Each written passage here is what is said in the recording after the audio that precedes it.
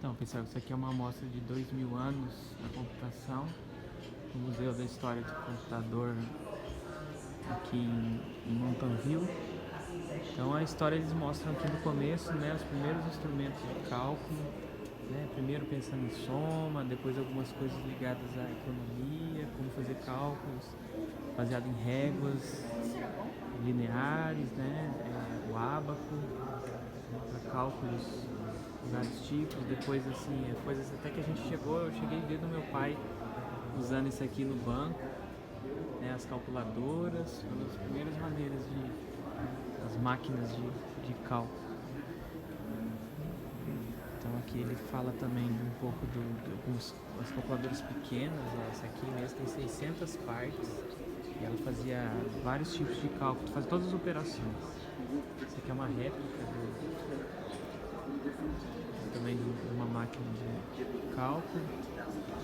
E depois aqui começa a falar um pouco do censo, que foi um negócio que puxou bastante a história da computação, né? Primeiro o censo para uso científico, né? Que está mostrando aqui o uso de cartão perfurado para registrar populações de borboletas e tal. Eles até guardavam esses dados em cartões perfurados e depois eles geravam estatísticas com base nesses cartões. E é interessante eles falando aqui que foram usados por 20 anos esse sistema aqui para os cientistas. Aqui são as primeiras máquinas IBM, né, que ordenavam os cartões perfurados por ordem alfabética, por ordem numérica. E daí tinha os perfuradores de cartão, só que ainda era muito assim mecânico, né? Aqui foi o censo, né, a máquina do Olerite, que ele criou um jeito de furar, né? Então o cara ia a campo, furava os cartões, daí eles tinham uma máquina que fazia a somatória. E é interessante que esse aqui, o cara colocava o cartão ali, né, ia botando, ele ia acumulando, de acordo com o tipo de família, o tipo de idade. Cadê? Tem um aqui que mostra quais eram os tipos de dados, olha só.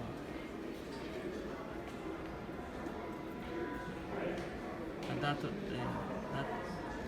lá, se sabe ler, se sabe escrever, se sabe falar inglês, qual é a outra língua que ele sabe falar, quantas pessoas na família, se são preto, branco, se é mulher, homem, enfim, várias informações que depois eram plotadas aqui. Esses acumuladores iam só somando.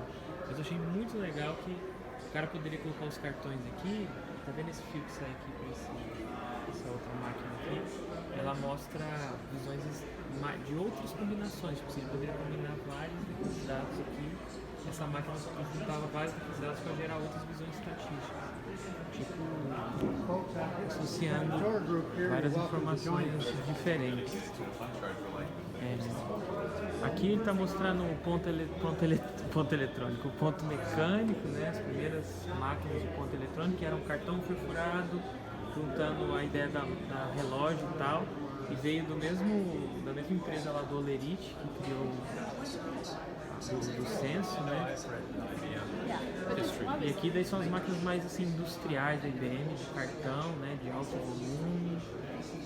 Aqui tem até alguns exemplos de vários cartões aqui. Quer dizer, as máquinas não tinham memória ainda, né? Elas pegavam, eram mais dados. Assim, tinha uma capacidade de cálculo bem... Esse aqui é bem legal, que é um caso, em 1983, o cara criou uma tecelagem que usava cartões perfurados para desenhar. Então, conforme os cartões eram processados, a tecelagem reproduzia algo que antes tinha que ser uma pessoa que soubesse fazer bem, né? Com erro humano e tal. Aqui são vários tipos de cartões de guarda de informações das pessoas, como se fossem cartões não digo de loja, mas de sistemas sociais, né? De saúde, etc. Daí aqui ele começa a mostrar algumas máquinas eletromecânicas para cálculos mais complexos, tipo o cálculo diferencial, né? Que a física mesmo, a natureza, ela é toda, muito dela é descrita em cálculos diferenciais. Então não é nada digital, então é tudo uma mistura de coisas mecânicas e coisas de voltagem, amperagem, variação. variações. Então o cara, ele com esses knobs assim, ele definia as variáveis de entrada e eu achei muito doido aquilo. Escrevia a saída, os motores, conforme eles iam evoluindo nas variáveis de entrada, ele fazia cálculos, né, ali dentro, fazia a saída, né, que é acho que é um pantográfico esse aqui, que é mais uma visão mecânica de uma equação. Aqui são um computador que foi usado para fazer não sei se foi um míssil ou uma usina nuclear, mas foi um dos primeiros que ele misturava alguns pedaços um pouco digital e um pouco analógico. Esse aqui eu achei bem legal, que ele é um computador programável, né? É analógico, então o cara, ele conectava na verdade os circuitos de som, os circuitos de multiplicação, né? De amplificação e tal, usando analógico mesmo. Só que ele programava por fios, né? Então o cara vinha aqui e ligava, somou aqui, depois ele vai para um circuito que divide, depois multiplica, enfim. E daí eles falam que isso aqui é como se fossem os primeiros programas, né? Esse aqui é um primeiro programa de computador e ele era dividido em módulos. Então esse cara aqui era o programa. Então você pegava ele e guardava ele é o programa. E aí você conectava esse programa a uma máquina, daí ela mandava a energia para ele e tal, e fazia as leituras do resultado do programa. Achei demais, cara. Você faz um deployment do programa para ela rodar. Assim, muito, muito legal. Então vamos lá. Aqui está mostrando o ENIAC, que foi um primeiro computador de larga escala, né? Ele rodou dentro de 1943 até 1945, né? Durante a guerra, foi usado pelo exército e tal, para fazer cálculos balísticos, etc. E daí aqui tem alguns números, né? Dizendo que ele era muito grande, ele tinha 18 mil para a época, 18 mil válvulas, são válvulas basicamente para fazer os cálculos, né, substituindo o que depois virou transistor. E daí aqui mostra aqui as mulheres fazendo a programação do computador, né, que era basicamente por fios também, como aquele que a gente viu ali atrás, mas ele tinha capacidade de fazer cálculo muito grande. E esse aqui foi no aniversário dele de 50 anos, os caras da universidade, eles fizeram um chip usando a tecnologia que existia em 1995 com a mesma capacidade do ENIAC. O ENIAC, ele ocupava um prédio inteiro, né? São vários módulos, né? Aqui está mostrando uma planta dele. Um prédio, uma sala muito grande, né? Vários módulos, vários racks que eram interconectados, cada um com uma função, enfim. Só que ele ainda era um programa mecânico. Daí aqui está falando um pouquinho sobre a evolução de memória. Achei muito legal. Então assim, as memórias, enfim, magnéticas, né? Só que ainda era um acesso mais difícil e tal, mas já foi uma grande evolução. E essa aqui eu achei muito doido, que é baseado em ondas de mercúrio. Então existia uma temperatura que você deixava o mercúrio ali dentro, e eu não sei bem como, mas ele conseguia guardar a informação aí dentro. Depois eu vou até dar uma lida melhor.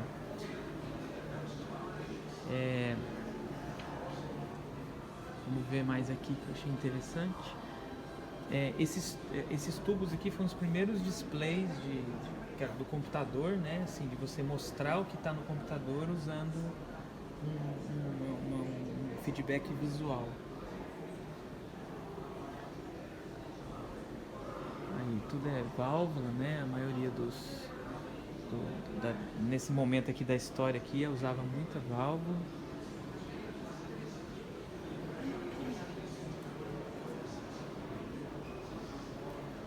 Eita, eu não tinha passado aqui nessa sala aqui. Continuando aqui que eu peguei uma rota ali errada, né? Então, aqui está mostrando alguns módulos, você vê que eles vão ficando mais compactos, né? E aqui é um módulo de memória baseado em tubo para acesso randômico. Os primeiros módulos de memória de acesso randômico. Não sei bem como é que ele fazia, se ele direcionava os fachos de raio catódico e depois ele tentava ler isso. Eu não sei também, que ele não explica muito bem aqui, né? Mas isso aqui deu origem aos primeiros programas em software, né? É o início do software, porque é onde o cara, em vez de programar usando fios e hardware, né, físico, ele conseguia colocar um programa na memória e daí o pessoal fez ele interpretar esses programas e rodar instruções, né, que eram pré-programadas. Esse aqui é o Enigma, né? Foi a máquina que os alemães usavam. Ficou por vários anos eles tendo vantagem na guerra, porque eles encriptavam os dados que passavam nas linhas de código Morse. E depois teve um trabalho que até tem um filme, né, que foi quebrado pelo Colossus. Esse aqui é a única peça que foi encontrada original do Colossus, porque teve ordem de quebrar as 8 máquinas que existiam pelo mundo. E diz até que ficasse menor que a palma de uma mão, era a ordem. De alguma maneira sobrou uma peça aí. Até nesse documentário aqui tem um cara que ele recriou o Colossus, né, como parte de um esforço histórico, de entender a máquina melhor e tal. Vamos lá.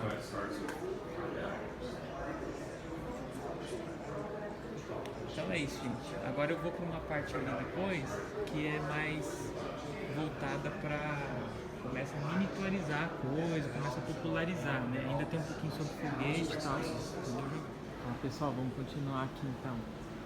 Aqui então é um pavilhão que está mostrando as primeiras aplicações militares mais né, poderosas, assim. O cara podia mirar aqui e dizer para o avião onde ele quer que o cara mandava informações apontando na tela um laser aqui, né? Aplicações de aviação forte, né? Mostrando o cara se comunicando com o piloto. Aqui são navios, né? Grandes ancorados e tal, eles fazendo a parte de balística e tudo mais. Esse aqui eu achei interessante, é o primeiro ABS, né? O sistema de ABS, ele é o computador de bordo do sistema de ABS, que é o que todos os carros hoje em dia têm. Mais industrial, né? Como funciona. Parte de marcar passo, bem legal. Isso aqui já é assim, jogar bomba, né? Nos outros, como é que fazia o computador funcionando já nas primeiras aplicações de míssil guiado, né, por laser e tal. Aqui é um módulo de guidance de um foguete.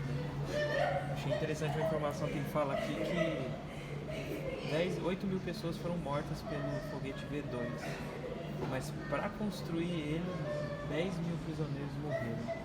Meio esquisito, né? Esse aqui é um módulo da Mir, um dos que foram para a CSR, que é uma das estações que funcionou em alguma das estações espaciais. E daqui ele volta um pouquinho a falar um pouco sobre memória, né? Aqui é um tipo de memória que estava lá no módulo da Apollo, muito legal. Uma memória de corda, ela é muito confiável, mas ela é muito difícil de você programar e colocar informações nela. Mas ela é muito confiável. E aqui então um módulo baseado como se fosse um tubo, né, que guarda informações.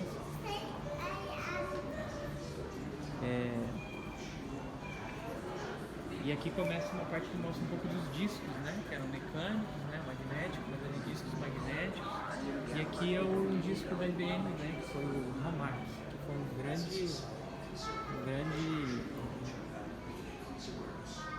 grande produto dele, né, que mudou assim, a indústria em relação à capacidade de busca aleatória de informações, tudo mecânico. Usava até ar para não deixar a agulha bater nos discos e tal. E aqui é um pouquinho, eu falei lá atrás que eu não tinha entendido, eu acho que entendi aqui um pouco de como funcionavam essas memórias de mercúrio, que na verdade, pelo que eu entendi, ele joga a informação de um lado, ele mexe numa onda, daí a onda vai navegando aqui no mercúrio até do outro lado e ele detecta. O que eu acho? Que ele ficava jogando, por exemplo, esse aqui tem a capacidade de guardar foi usado muito na Segunda Guerra. Ele tinha a capacidade de guardar 1.5K bytes de informação. Então eu acho que ele pegava e ficava jogando aqui, oscilando a informação começava a navegar. Quando ele chegava do outro lado, ele replicava aqui para o começo de novo. Então dessa maneira, com o sistema ligado, ele ficava com a informação viajando aqui, e eu sempre tinha a informação chegando aqui. Eu achei muito louco, tipo um loop. Então eu tinha que ficar ligado lógico, o sistema, mas era uma maneira de guardar informação. Esse aqui é o guardar informação em tubo de rádio catódico, que é parecido, né? Que parece ser parecido com a história do Mercúrio, só que não precisa da onda navegar, né? Ele é jogado de lá, chega aqui, daí ele lá também. Ele chega ali, ele já detecta e continua fazendo o loop, né? Então a informação fica indo e voltando assim no tubo. Então, só que num plano bidimensional, né? Porque ele pode modificar a direção dos raios catódicos ali para onde ele vai bater, né? Então vamos continuar para cá. Tem mais coisa interessante.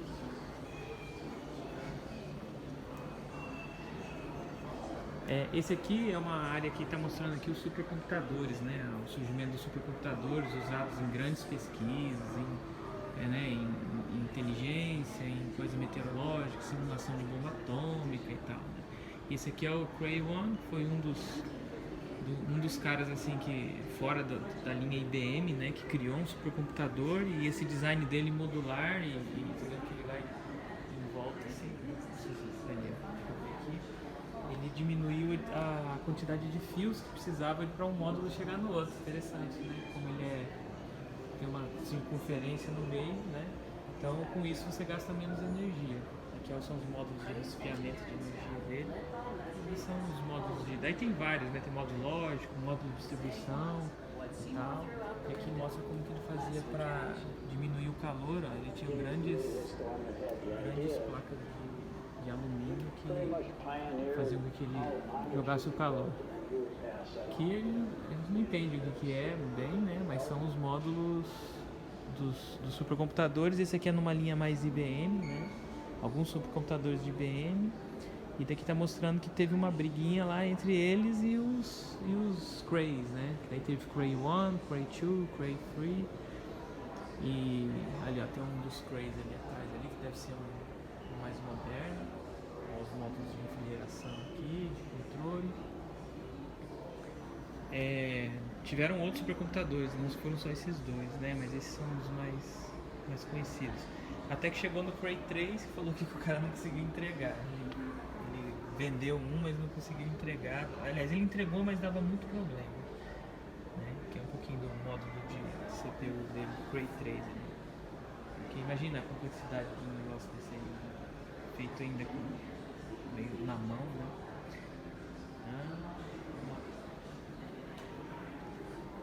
Que interessante, são as propagandas sobre os supercomputadores, né? Que assim, dá pra ver que existe uma indústria, assim, muito dinheiro, né, pra fazer essas coisas. Tinha toda a parte comercial, eles estão expondo aqui também, né? A complexidade que eram coisas muito caras, eram computadores milionários, milionários, né? Aqui é legal que mostram assim a era dos computadores, mini-computadores, né? Então aqueles ali eram computadores muito grandes. Então aqui um dos primeiros foi um mini-computador que, em vez de pagar 1 milhão numa máquina, o pessoal de bolsa que queria receber os stickers, né? Receber como é que está o papel, o valor dos papéis, o Cray aqui fez o CDC 160, que era um computador de $60 mil. Então agora eles podiam receber, né, remotamente, lógico, uma comunicação toda física, os caras trabalhando, né? Então eram computadores que já não eram de grandíssimas organizações milionárias, mas eram, né, lógico, provavelmente grandes investidores que trabalhavam. Esse aqui é um computador que um pessoal desenvolveu, que era o PDP, que eu achei interessante porque ele foi usado muito em, tá vendo, cobertura televisiva, informações, né? E depois ele teve várias variações de aplicação, parece mais comercial, assim, né? Tipo, aqui mesmo é um PDT usado para ajudar na cirurgia cerebral, olha que legal. Então você vê que é uma máquina toda própria, né? Aqui aparece unidades de negócio de sangue e tal, mas assim, já era um computador em vários módulos, né? Que se juntando para ajudar em cirurgia, né? E olha só, o preço já estava aqui em $6.500. Olha lá, que já podia ser usado em equipamentos médicos, né? Como se fosse embarcado. Igual hoje você tem chips, seriam os primeiros embarcados, né? Computadores embarcados. E aqui ele está mostrando as evoluções e aplicações, né? Esse aqui é ele sincronizando sinal de antena, de observação, de arrays de antena, né? De observação do espaço e tal. Já começaram a usar. Então você vê que começa a diversificar mais os usos, né? E aqui ele mostra aqui o comecinho do Unix, na verdade, em que o cara criou um sistema operacional e as pessoas podiam criar programas para ele, né? Achei interessante essa placa aqui, Life Free or Die, e tem um manual de programação em Unix, né? Basicamente feito em C. Esse computador aqui achei bem doido, né? Você vê a parte de marketing dele ali, é tipo Kitchens Computer. E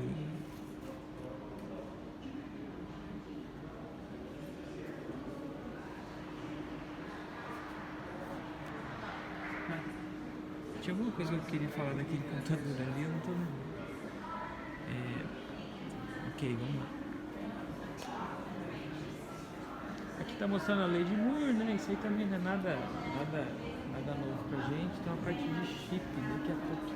Aqui, né, a construção do flip-flop, que é uma unidade básica, né, de processamento, de todo o processamento, mostrando a evolução, né, de quando ele começou, né, a ser usado lá com válvulas ainda, alguns circuitos básicos ali, entrando aqui para relés de contato, você podia diminuir o tamanho, depois já usando mais uma eletrônica menor ali, e agora cada quadrado desse representa um gate, flip-flop, e agora numa coisa de silício, né? Aquele pontinho que está ali na chapa de silício, ela representa 30 milhões de gates flip-flop. Oi, tudo bom? Tô gravando aqui pra mostrar pro pessoal. A gente estreia quando escuta português. Aqui não tem muito mesmo, não. Legal, valeu. E aqui é um pouquinho mostrando o processo, né, do silicon, né? Ele pega corta ele em umas fatias bem finas, bem fininho, e daí ele grava com um processo de litografia, né, de jogar luz nele, grava, ele faz um scarving nele, aqui não está mostrando, mas ele faz um scarving, monta os circuitos, né, usando o silicone que foi escavado ali, vamos colocar assim, e disso surgem vários chips. Cada quadradinho daquele ali, na verdade, é um chip completo, um sistema completo. Depois ele faz uns testes eletrônicos, né, e o que está com problema ele monta um pontinho, daí vem uma máquina, arranca esses caras que estão com defeito, corta e depois ele coloca em invólucros, né? No chip ali, ó, nesse caso está botando um PDIP ali, ou em outros formatos. Daí ele protege porque é muito pequenininho, então ele tem que sair com umas perninhas mais fáceis para você colocar em outras placas, né? Daí aqui está mostrando o uso mais assim de chips que ficou muito famoso em calculadora, e daí começa algum videogame, né? Tem uma área de videogame ali que já é especializado em videogame, que tá vendo rádio e algumas coisas na área de telefonia, né?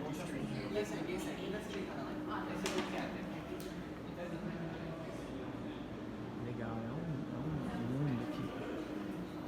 Vamos lá. Aqui está mostrando um primeiro robô que ele foi feito com essa ideia de ser não um humanoide, né? Mas ser um robô que ele caminhasse no espaço e você pudesse dar comandos dele, ele visse coisas, ele detectava que ele bateu na parede, ele virava. né? Então, 1969, que legal. No Instituto de Pesquisa de Stanford. É legal. Então ele tem um monte de sensor, um monte de atuador, né? Você vê até tá vendo esse negócio embaixo, devia ser algum tipo de sensor de que ele tá próximo de alguma coisa. Mas eles falaram aqui que eles fizeram várias coisas em computer vision, né? Assim, o começo, né, da computação de imagem, né? Aqui está mostrando várias evoluções da mecânica, né? A parte mecânica do computador atuar em maneiras mecânicas, né? Vamos lá. Aqui eu achei bem legal, que é uma parte que mostra um pouco dessa coisa da música, da arte, né, com computação. Que é os primeiros teclados, né, sintetizadores que surgiram aqui. Aqui são aqui é um cara que desenha, né, com tinta. Foi o primeiro. Hoje em dia já, né, o pessoal já tem isso. Mas ó, em 95 o cara fez Aeron é o nome do cara, Paint System, né? Daí ele pintava lá para uma das obras dele. Resultado do trabalho. E aqui alguns ensaios, né? Programando a máquina, ensinando assim, né? Ajustando para ela conseguir as tintas ali atrás. Então ele navega aqui em 2D aqui e solta tinta conforme foi programado no computador. Aqui está mostrando o AutoCAD, né? Assim, que é um negócio o mundo inteiro, né, usou isso, foi uma coisa muito impactante. Aqui mostrando aqui os primeiros designs de carro usando computador, né, em 1950 começou a ter alguns usos de computador DAC da IBM. Olha lá, Wood Design, 1963. Daí começou aqui a parte mais gráfica, que falou da Pixar, que fez uns softwares com a Pixar fez um software junto com a Disney para ajudar a colorir, né, os desenhos animados e tal. E depois em 86, interessante. Em 86 eles estavam fazendo esse software. E em 95 saiu Toy Story, né, que foi um trabalho da Pixar 3D, né, ela fez muito software, muita coisa original ali. Vamos lá. Aqui mostra mais a parte de interação humana, mostrando, né, luvas e tal, os primeiros ensaios com joystick, né, de controle mais pessoal, mais simples, né? Não aqueles. A aeronave já tinha isso, né? Mas é a parte de interação humano-máquina, né? Ali, ó, 1968, um display 3D, olha lá, ó. Provavelmente é o primeiro display estereoscópico. Olha que legal. Um capacete ali, né?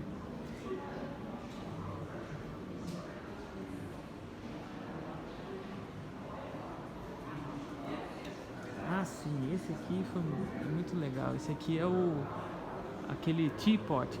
Todo mundo que já mexeu um pouquinho com 3D já é a primeira coisa que você pega, que você usa, né? É esse modelinho aqui. Pelo que está escrito aqui, esse aqui é o original. Tá falando que ele é da Alemanha, né? De 1974.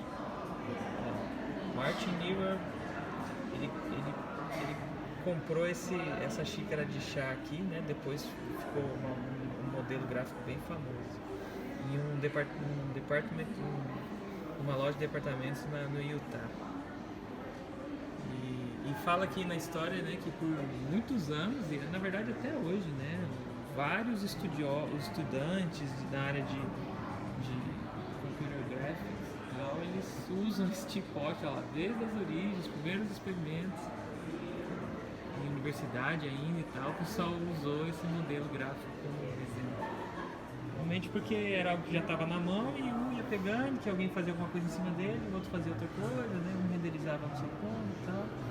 E aqui mostrando os estudantes capturando, né, o modelo tridimensional a partir do carro, né, provavelmente fazendo marcas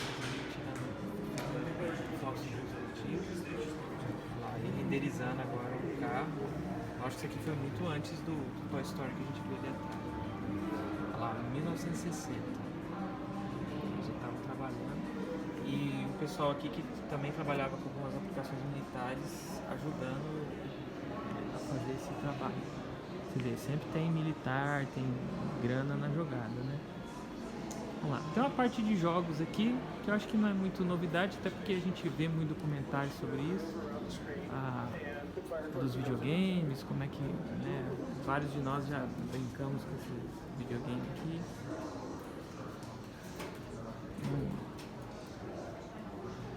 Vou passar rápido. Olha lá, o Atari. Olha só esse Atari. Será que o Gui tem? Vou perguntar pra ele.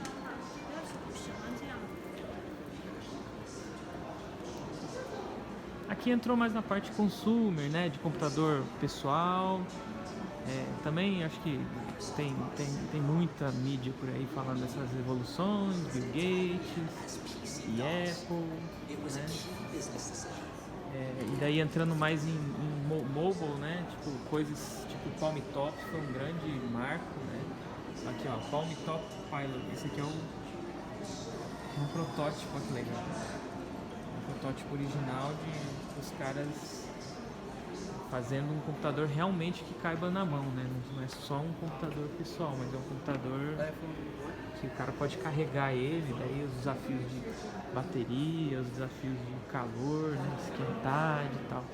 E aqui mostrando uma coisa que a Google fez, que foi pegar um computador pessoal, que ela não tinha muita grana, né? Ela estava fazendo um mecanismo de busca e estava dando certo. E daí ela resolveu pegar e montar num rack desses de servidores que antes eram servidores mais mainframes e servidores mais high-end, né, quer dizer, bem caros, né, bem assim, da indústria. E eles resolveram pegar um monte de computador de placa-mãe, igual aquelas placa-mãe parece 486, tá vendo?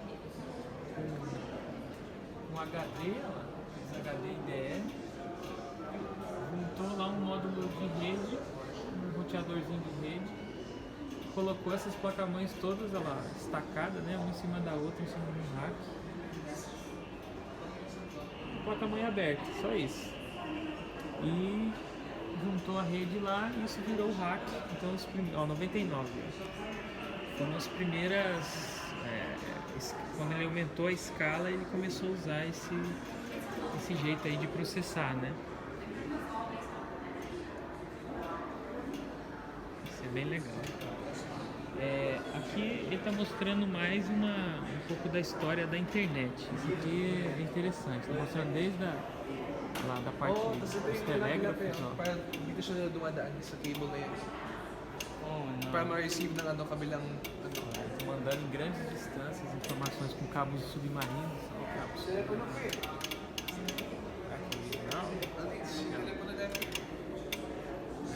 Mostrando o telégrafo funcionando, o código Morse. Depois eles rolou transformar o código Morse em fita, né? Daí imprimia, papel, daí telefonia discada, né? Você podia falar com uma linha telefônica tradicional e você fazer um link de dados entre os dois, ali atrás. Daí aqui começa a entrar mais Daí você tem a Ethernet, que foi um dos padrões de rede que mudou bastante a facilidade em eu criar redes locais, né? Do que aquelas outros tipos de rede que eram baseados em rings e tal, que elas tinham algumas dificuldades assim, operacionais, né? E aqui mostrando um pouco da integração entre redes. Olha que legal. Esse aqui foi um dos primeiros módulos aqui da ARPANET, que no final, depois que ela evoluiu e tal, virou a internet. A internet, na verdade, é uma conexão de várias redes, e foi esses caras aqui, ó, do MIT, em 1960 começaram a fazer os primeiros testes. Daí esse caminhão aqui foi usado para demonstrar pela primeira vez uma rede local em cada caminhão, localizando e conseguindo trocar pacotes numa rede wireless entre caminhões que estão espalhados. Então uma rede roteava na outra e chegava no destino, né? E a ARPANET, ela começou nesse conceito. Então começaram primeiro conectando Zurique, Milão, Paris, Londres, tá lá. Então eram redes que tinham uma rede local lá dentro que elas se interconectavam. Daí a ARPANET começou a crescer e se expandir, porque a internet, na verdade, ela bombou, ela deu certo porque foi criado um padrão que todo mundo falava, que era o TCP/IP, que ele definia cabeçalhos de roteamento e tal. E daí quem quisesse se conectar era só falar esse protocolo, se conectar a outra rede e o seu pacote começava. Você vê que as grandes universidades elas começaram a se interconectar ali. Aqui não está falando mais.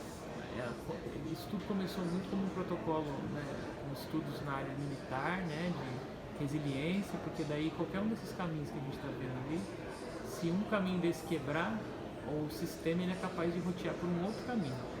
Então, na pior das hipóteses, se enquanto tiver um caminho possível de um pacote chegar entre um ponto e esse que a gente está olhando, a internet funciona. E hoje a internet tem milhões, bilhões de rotas possíveis, né? Então é praticamente impossível você desligar a internet, porque esses caminhos aí eles vão por vários lugares. Então, cabo submarino vai por internet, tem vários cabos submarinos, tem várias linhas de fibra ótica dentro de cidades, entre cidades. Então, assim, a internet ela deu certo muito pela resiliência dela e de certa forma uma simplicidade, né? Começou aí na ARPANET. Aqui tem uma visão interessante das pessoas, né? Porque isso começou a mexer muito aos browsers aqui, e começou a dar acesso às pessoas a criarem conteúdo por meio do www, né? Foi muito com base, né, que deu fundamento usando essa rede de internet que eu estou ali atrás. O Tim Berners-Lee lá no CERN está falando aqui, interessante, que ele fez uma proposta de criar um negócio, os chefes dele não quiseram, mas ele conseguiu com o chefe dele lá mais local lá, permissão, e ele fez um negócio que era um servidor baseado em HTML, baseado em URL, que criou um browser, né? Então o protocolo HTTP e tal, e ele juntou tudo isso e criou um site que na verdade é a base até hoje de tudo que a gente tem, do jeito que o mobile fala com os servidores, do jeito que a gente acessa tudo hoje é baseado nessas tecnologias aí, bem impressionante. Então aqui são os diferentes browsers que surgiram ao longo do tempo, né? Tem briga até hoje, né? É Chrome, é Firefox, mas Safari, tem vários. E aqui a visão assim, das pessoas, quem está online, quem está conectado nessas máquinas, né? Achei interessante. Em 1950 ele falando, eram pessoas que estavam mais em submarino, né? Coisa mais militar, até porque a máquina era muito grande e muito cara. Depois, em 1960, ele entrou numa era do time sharing, achei legal esse conceito, que eram máquinas que podiam ser compartilhadas por meio de terminais, tipo em universidade, você não precisava ter uma máquina para cada estudante. O estudante mandava o programa e quando ele tinha um slot de tempo lá, a máquina rodava e dava o resultado para ele. Em 1970, achei muito doido isso aqui, são terminais que as pessoas usavam quer dizer, não tinha rede ainda, né, a gente tá vendo. Mas eram terminais de comunidade que as pessoas podiam colocar informações lá e ler informações uns dos outros por meio desses spots. Em 1980 começou as primeiras comunicações, ainda na internet, né, tipo BBS e tal, que o cara podia se conectar num ponto e falar lá. Depois, em 1990, daí veio a internet, daí, sim, mais pro final da década de 90, mas conectando a era dos cafés, daí na popularização, até 2000, daí já entrou na era que a gente está vivendo aí, que é todo mundo aí, acho que mais agora 2010 para frente ainda com o celular, né, acesso à internet não só de casa, mas do celular. Mas é isso, gente. Queria compartilhar aí, foi meio demorado aí, mas eu tô aqui, sei lá, acho que umas 3, 4 horas aqui, porque... Acho que eu tô aqui umas 3, 4 horas aqui, mas eu achei muito legal nessa viagem aqui. Eu acho que de certa forma até emocionante, assim, porque ver o tanto de gente que trabalhou e trabalhou muito e fez muita coisa com paixão, né? Muito, cara, muito trampo mesmo. E assim, não é um cara, é um mundo de gente. E é isso, gente. Vamos usar a tecnologia para ajudar a vida das pessoas aí, porque tem muita coisa aqui pra gente ainda fazer pra frente. Valeu.